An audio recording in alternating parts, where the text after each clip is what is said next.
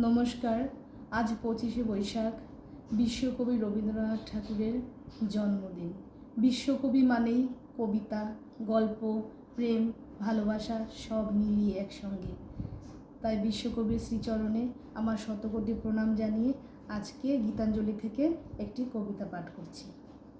ভুল ত্রুটি হলে মার্জনা করবেন। প্রেমের হাতে ধরা দেব, তাই রয়েছি বসে।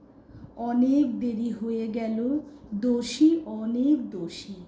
বিধিবিধান বাঁধন ডোরে, ধরতে আসে যায় সে সরে। তার লাগি যা শাস্তি নেবার, নেব মনের দোষে।